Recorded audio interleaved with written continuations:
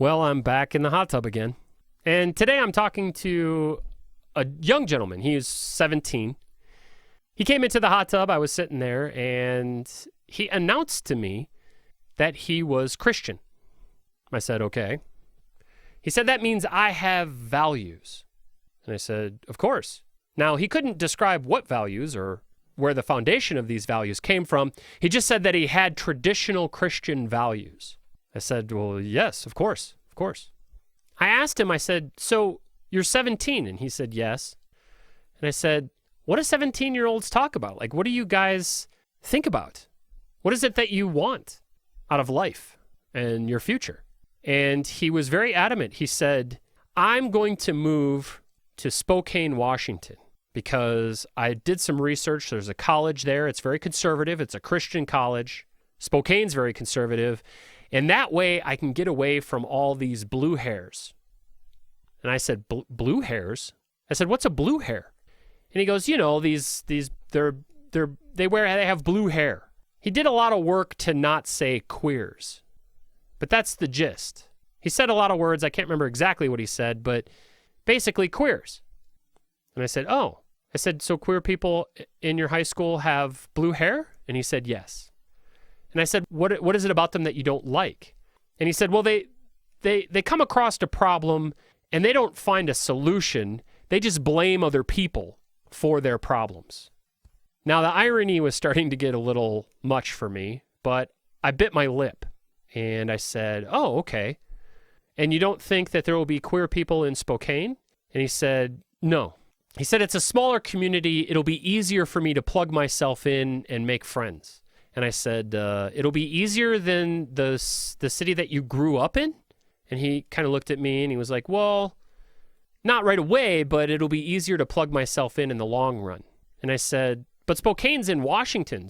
Washington is a blue state. Wouldn't you be better off going somewhere like Florida or Texas or Alabama or Louisiana? Like a deep red state where you can not worry about things like abortion and queers. I mean, in those states, being queer is a big taboo. People get beat up, people get yelled at. There's a whole institution in those states to hold them down and suppress them and repress them so that they won't be around. They don't feel comfortable being openly queer.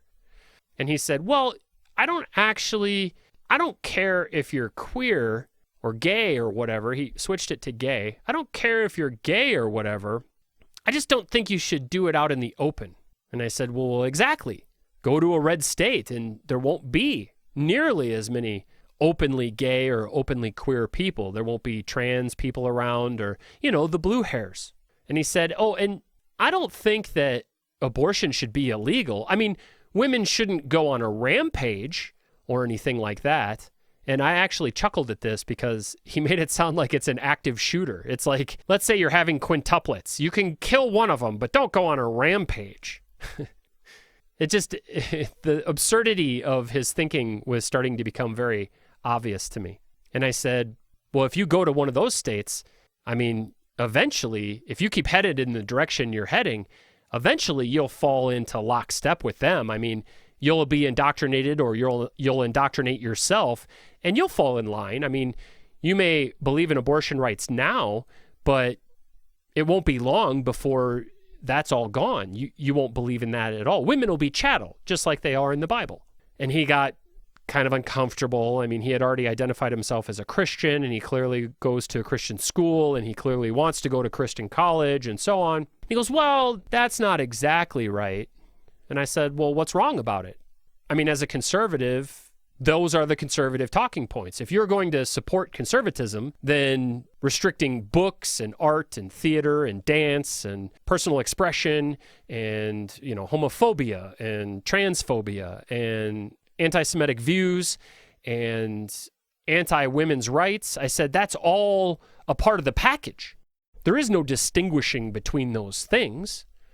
If you support the right wing, if you support fundamentalism as you're claiming to, if you identify as a Christian, that's what that means. And unfortunately, as a 17-year-old person, he didn't have the wherewithal or the language even to talk to me about the different nuance. But what he did say was very telling. He had already told me, I just don't want to be around it. I just don't want to see it.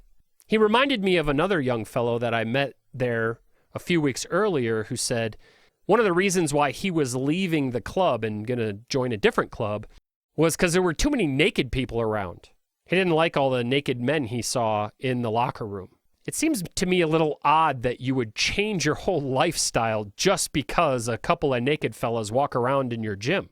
I mean, it's just the nude male form. Who cares? Just lift your weights, take your shower and go home. But this young fella, he just didn't have the words. And so he became pretty uncomfortable with what I was saying and what he was implying with what he was saying. And so he said, I don't know. I don't know about all that. I said, well, what is it about society that makes you want to get away from it?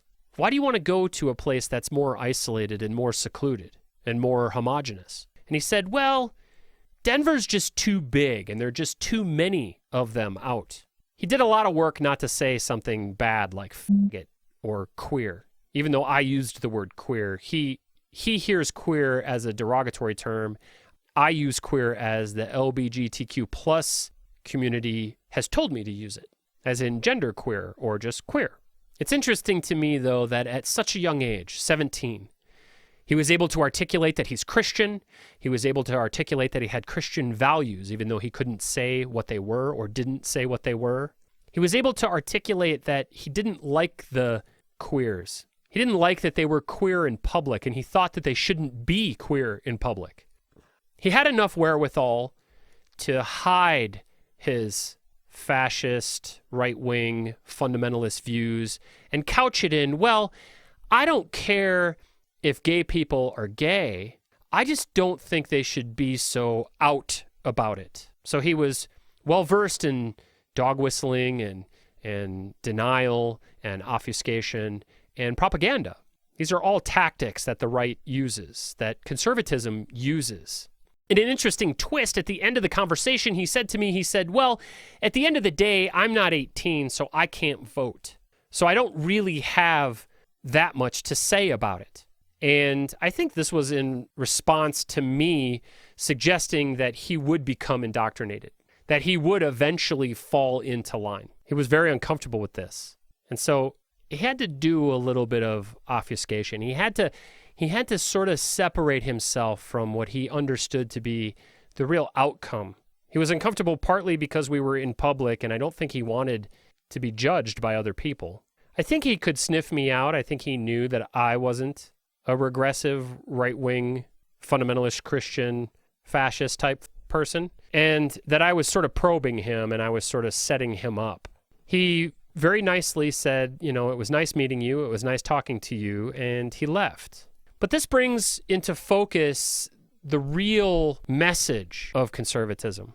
Now, in this case, this is full-on conservatism, full-on repression of certain aspects of society, full-on wanting to be the only kind of person that's allowed to exist.